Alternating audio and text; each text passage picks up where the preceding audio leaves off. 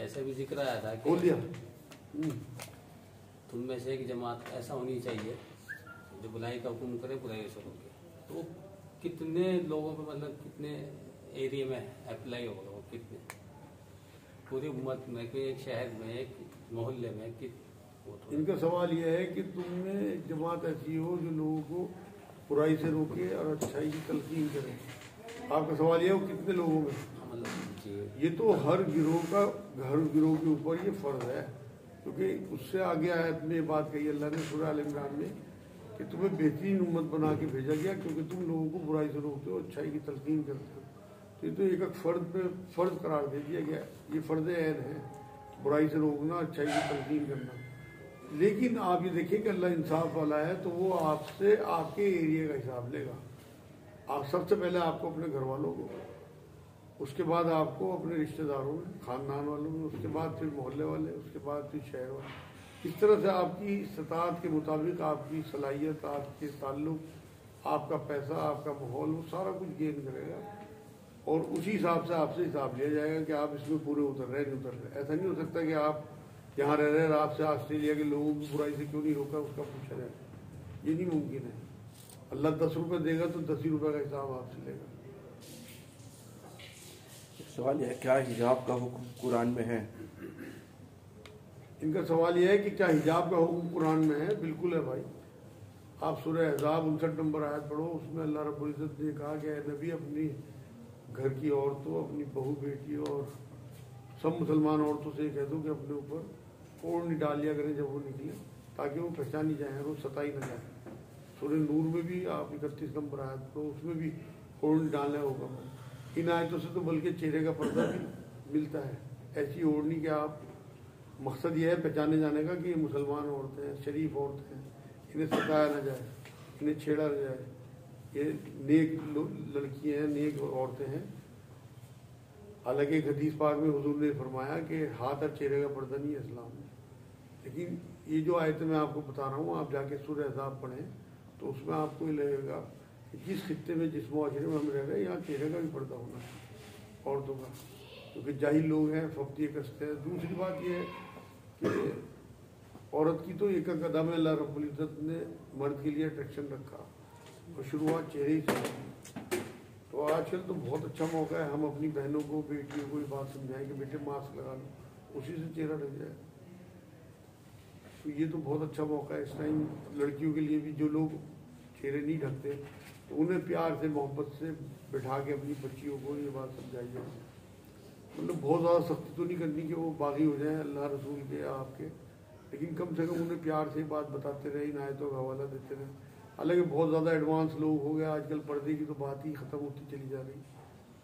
लेकिन जिस तरह के फितने उठ रहे हैं उसमें भी हमारा हाथ है कि हम परवाही नहीं करते। और बहुत ज़्यादा मामला बिगड़ जाता है तो हमारे हाथ से बात निकल जाती है। बेपर्दी की बेइंतहा है, बुरके वाली रही कितनी गई। आप ज़्यादातर वो देखो बाजार में बिना बुरके की मिलेंगी आपको।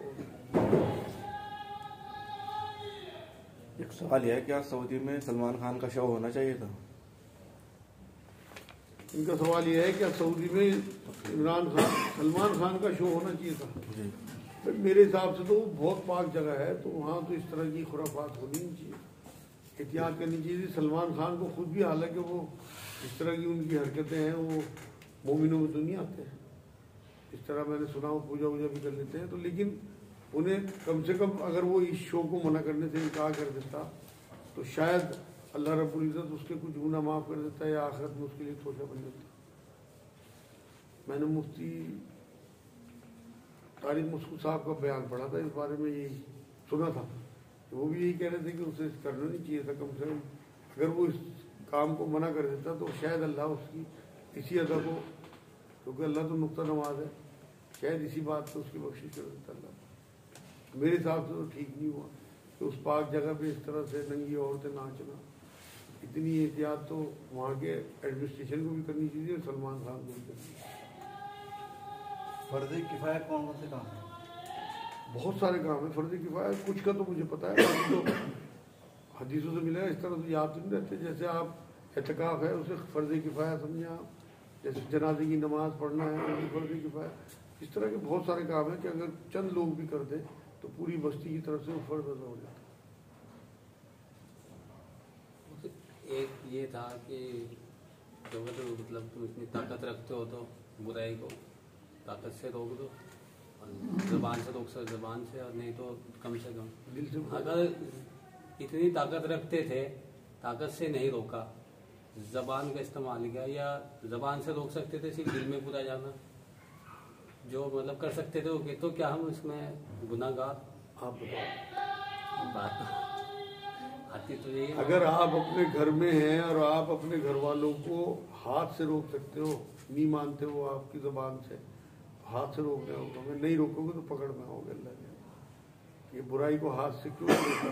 जो तुम्हारे मातहत थे, तुम्हारे बीवी बच्चे हैं, तुम्हारे छोटे बहन भाई हैं, अगर वो किसी हराम काम में मुलविस है और आपके मना करने पे नहीं रुक रहे तो ठुकाई नहीं करोगे तो पकड़े जाओ अल्लाह ने। इसी तरह से जो बड़े बुजुर्ग यहाँ आपके बाप हैं, दादा हैं, चाचा ताया है, वो किसी हराम काम में मुलविस हैं, अगर आप उन पे हाथ नहीं चला सकते या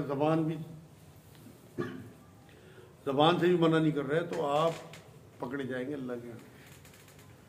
क्योंकि बड़े बुजुर्गों पे आप हाथ तो चला नहीं सकते। वहाँ ये ज़रूरी है, तभी हक अदा होगा इस हदीस का कि आप वहाँ ज़बान से उन्हें मना करें, चाहे वो आपको कितना ही बुरा समझे, क्योंकि आपने खुशनुदी अल्लाह की हासिल करनी उनकी। और जो माशरे में आप निकलते हैं, मान लो अपने ख़ानदान से, अपने घर से बाहर, वहाँ पूरा कोई बुराई होती देखिए और आपको लगेगा कि मैं इन्हें छेड़ूंगा तो ये लड़ने लगेंगे, मारने लगेंगे, तशद्दुद हो जाएगा, तो फ़र्का फैल जाएगा, तो वहाँ अपना दिल से बुरा जानो। ये हदीस इस तरह से है कि अपने मातहतों के लिए आपको हाथ भी इस्तेमाल करना पड़े तो करना है। वहाँ अगर आप सिर्फ ज़बान इस्तेमाल करेंगे तो पकड़े जाएंगे। अपने ख़ानदान, बड़े बुजुर्ग लोगों के लिए अगर आप हाथ इस्तेमाल करेंगे तब भी आप पकड़ में आ जाएंगे, और सिर्फ दिल से बुरा जानेंगे तब भी पकड़ में आएंगे। और माशरे में अगर आप ज़बरदस्ती लोगों को सीधा करने की कोशिश करेंगे डंडे के जोर पे, तब भी आप पकड़ में।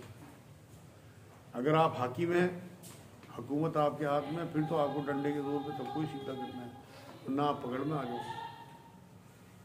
जैसे छत पे खड़े रहते हैं लोग, पड़ोसी, पतंग उड़ाने के बहाने से या कैसे भी मतलब बेपर्दगी करते हैं, उनको रोकते हैं तो वो लड़ते हैं, तो ऐसे में मौके दिल से बुरा जान क्या कर सकते हो आप भाई? ये तो यही तो बता रहा मैं आपको, जो मुआशरे के लोग हैं जहाँ पे आपका डंडा नहीं चल सकता, जहाँ आपकी ज़बान नहीं चल सकती, वहाँ तो आपको दिल से बुरा जानना, शर तो नहीं फैलाना ना, झगड़े तो नहीं करने, आपकी अपनी जान पे बनिया या दुश्मनी शुरू हो जाए, तो उससे तो बेहतर यह है आप दुआ करो।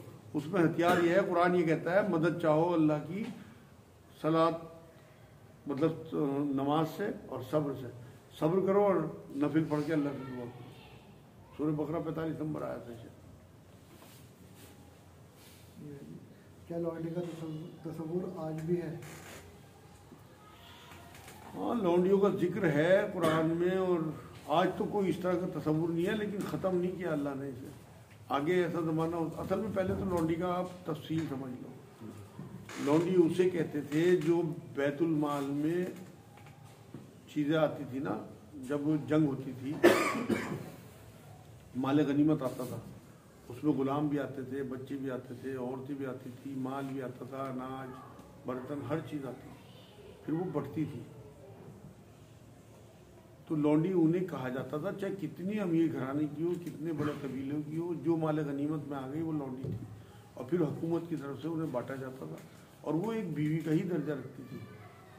हमारे यहाँ तो ये समझते हैं ना, बस जो हिजाब व कबूल है, निकाह सिर्फ वही निकाह है। भाई जो चीज़ माल गनीमत में आई है, हुकूमत ने आपको दे दी कि आप इसे इस्तेमाल कर सकते हो, चाहे वो बर्तन हो। अब एक बर्तन तो वो है जो आपने ख़रीदा, वो तो आपकी मिल्कियत में आपके खरीदने से आया, एक बर्तन हुआ है जो आपको गिफ्ट किया गया, हुकूमत दोनों के मालिक आप हैं। इसी तरह लौंडी का भी तस्वुर ये था कि जो आपकी बीवी जिनसे आपने निकाह किया, उनके अलावा जो औरतें माल गनीमत में आती थी उन्हें भी डिस्ट्रीब्यूट कर दिया जाता था माशरे में, वो लौंडियाँ कहलाती थी। तो उस टाइम उन्हें इस्तेमाल करने की भी पूरी इजाज़त थी, कोई निकाह की ज़रूरत नहीं थी, वो समझो हुकूमत की तरफ से आपका निकाह उनसे कर दिया। आज के दौर में फ़िलहाल वो मामला ख़त्म है, लेकिन बंद इसलिए नहीं किया गया कि आगे खुदा न खास्ता कोई जंग हो इस तरह की, और बड़ी जंग में उसके बाद फिर इस तरह माल गनीमत आया और उसमें फिर बांटना हो, तो ना गुलाम का तस्वुर ख़त्म है अभी, ना लौंडी का तस्वुर। क्या मियाँ बीवी जमात कर सकते हैं? हाँ बिल्कुल जमात कर सकते हैं, लेकिन हस्बैंड जो हैं वो इमाम होंगे और बीवी उनके पीछे खड़ी होगी, बराबर में खड़ी नहीं होगी। जैसे दो भाई या बाप बेटा अगर जमात करेंगे तो वो बराबर में खड़े होंगे, लेकिन बीवी पीछे खड़ी होगी। माँ बेटे माँ बेटों में भी बिल्कुल यही हुक्म पीछे होगा। रहेगी और इमाम मर्द ही होगा। औरतों की इमाम तो औरत हो सकती है, लेकिन मर्दों की इमाम औरत नहीं हो सकती। अच्छा, बराबर बराबर अपनी अपनी नमाज अगर पढ़े कोई हर्ज नहीं है, वो अपनी अपनी पढ़े। जितना आप औरत से दूर रहोगे नमाज में, बराबर बराबर क्यों, इतना बड़ा मकान है आपका माशाल्लाह, पीछे कहीं पढ़वाओ उसे। मकसद समझो ना, उसके पीछे मकसद ये है कि आपका जब आप अल्लाह की तरफ रुजू कर रहे हो उस टाइम आपका जहन किसी भी दुनियावी एक्टिविटी में ना जाए। औरत की तो हर दम अल्लाह ने अट्रैक्शन रखा ना, मान लो चूड़ियाँ ही खनक गई तो आपका जहन भटका, वहाँ पे ये है मसला, वो और कोई मसला नहीं है आपका। बाप बेटी हैं, बाप बेटी हैं, जैसे बाप बेटी भी हैं, उन्हें भी अलग अलग सोने, अलग अलग रहने का उन्हें नमाज की भी बात। हुक्म यही है। नमाज का भी मामला इसी तरह से रहेगा कि जितना पीछे हो उतना अच्छा है। भाई एक काबू कर रखा आपको, मतलब शरीयत दे दी गई, वरना औरत तो औरत ही है। इसीलिए तो मना किया कि बेटी को बाप ना चिपटे, एक पलंग पे ना लेटे, बहन भाई ना लेटे। उसके पीछे बहुत सारी हिकमतें हैं इस्लाम की, तो हमें उन्हें फॉलो करना है। जितना बचोगे उतना बेहतर है। तो औरत को नमाज पढ़ा सकती है, मतलब औरतों को बिल्कुल जमात करा देती है। कुरान में सूरह मरियम है, उसमें हजरत मरियम अलैहिस्सलाम को कहा कि रुकू करने वालों के साथ रुकू करो।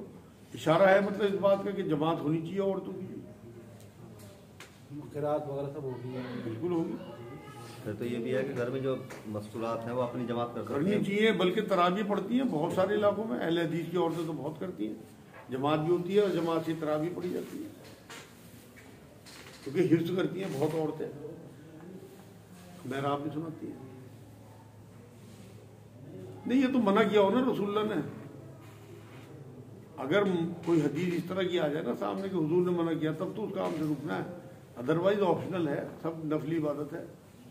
अच्छा, जैसे आजकल जगह की बहुत किल्लत होती आ रही है, घर छोटे छोटे होते आ रहे हैं, अगर जैसे औरतों को कोई प्रोग्राम कराना हो तो क्या जैसे वीकली या एक रूटीन के तहत मस्जिद में औरतों को कर सकते हैं? बिल्कुल मस्जिद में ही होने चाहिए। आप ये देखो, नबी अकरम सल्लल्लाहु अलैहि वसल्लम जब वाज फरमाया करते थे तो मस्जिद नबवी में औरतों का हिस्सा अलग होता था, और वहाँ बल्कि औरतों ने कह के एक दिन तय कराया अपना कि हुजूर हम तो महरूम रहते हैं,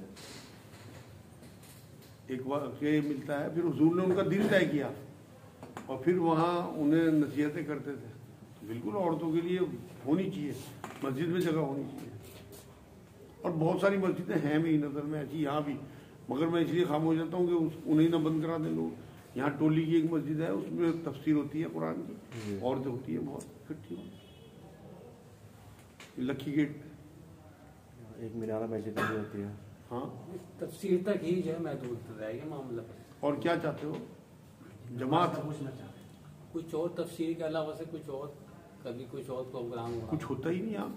आप देखो ना यहाँ कुछ सिवाय और तफसीरों के क्या, यहाँ तो सवाब की टकसाल है ना सहारनपुर, तो यहाँ सिवाय सवाब के और ले क्या रहे, हिदायत तो नहीं। आप गिनती के लोग निकलेंगे, आपको जो 5 वक्त के नमाजी होंगे उंगलियों पे गिन लोगे सहारनपुर के लोग। ये हाल है, और पूरी उम्मत का यही हाल है। 4 वक्त के नमाजी हैं, मतलब 90% लोग मेरे पास आने वाले वो हैं कि जो ये कहते हैं कि 4 वक्त पढ़े, और डरते नहीं, हंसे हैं। मुझे डर लगे कहते हुए कि जैसे दुनियावी तालीम या मैथमेटिक्स वगैरह, साइंस वगैरह को पढ़ाने के लिए मस्जिद की जगह इस्तेमाल होती है। बिल्कुल। आप ये देखो, इनका सवाल ये है कि क्या दुनियावी तालीम के लिए मस्जिद की जगह इस्तेमाल हो सकती है? भाई कम्युनिटी सेंटर होता है मस्जिद। नबी अकरम सल्लल्लाहु अलैहि वसल्लम तालीमात तो करते ही थे, लोगों की तरबियत करते थे मस्जिद में, साथ में तीर अंदाजी के जो मुकाबले कराए वहाँ पे, घोड़े दौड़वाए उसके आंगन में मस्जिद के। हजरत आयशा का वाक़या सुना नहीं आपने कि तमाशा देखने गई, हफ्शा से कुछ लोग आए हुए थे, वो मस्जिद नबवी का ही तो आंगन था, मैदान था। नहीं, मतलब वो तो मैदान हो गया, जैसे जहाँ पे नमाज पढ़ रहे हैं, जैसे फजर और दोहर के बीच में बहुत वक्त है, हाँ। जगह नहीं है, तो क्या उस जगह पे ब्लैक बोर्ड वगैरह लगा के बिल्कुल होना ही यही चाहिए। आपको अल्लाह रब्बुल इज्जत ने जो जगहें दी हैं, आप उनका सही इस्तेमाल ही यही है। अगर आप बेंगलोर वगैरह चले जाओ, ये सब कुछ हो रहा है जो आप मुझसे मालूम कर रहे हैं।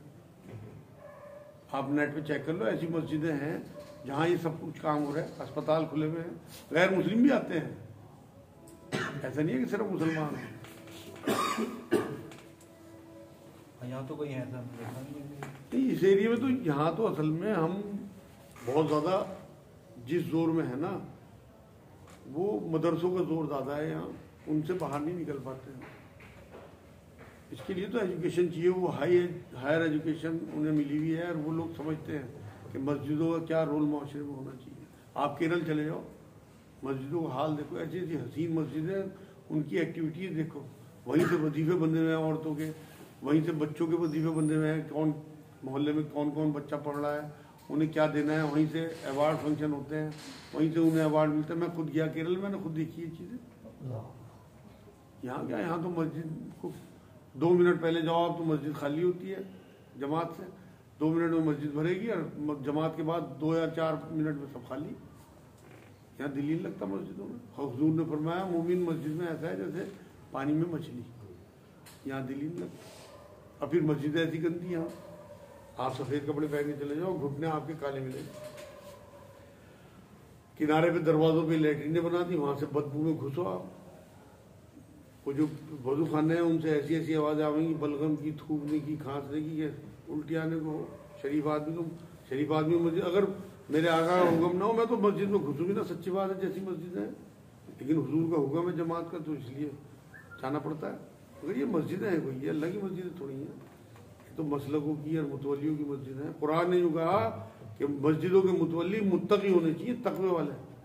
हमारे यहाँ तो ऐसे ऐसे मस्जिदों के मुतवली है कि जो नमाज ही नहीं पढ़ते, कभी मस्जिद में भी नहीं आते। हमें तो इमाम साहब को और मौजन साहब को नौकर बनाना कि मेरे घर का ये काम कर दो, मेरी ये चीज़ ला दो। ये तो हालात है, बस कुरान रट लेंगे। आप उठा के देख लो, लिस्ट बना लो मुतवलियों की। मैं 90% की बात कर रहा, पूरी तो मैं इसलिए नहीं करता, अल्लाह को पता है 90% नमाज नहीं पढ़ते होंगे पाँचों। और मुत्तकी की सबसे पहली पहचान ये होगी, वो 5 वक्त का नमाजी होगा, अल्लाह का एहकाम पूरा करने वाला होगा, चाहे दुनियावी मामले हों चाहे उखरवी मामले हों। क्या टाइम हो गया? 9:20 बस हो गया मेरे ख्याल में आज के लिए काफ़ी। अगले हफ्ते रजब की 27 तारीख भी आने वाली है उसके हैं, रजब है ना, रजब का महीना चल रहा है। चल रहा। हाँ,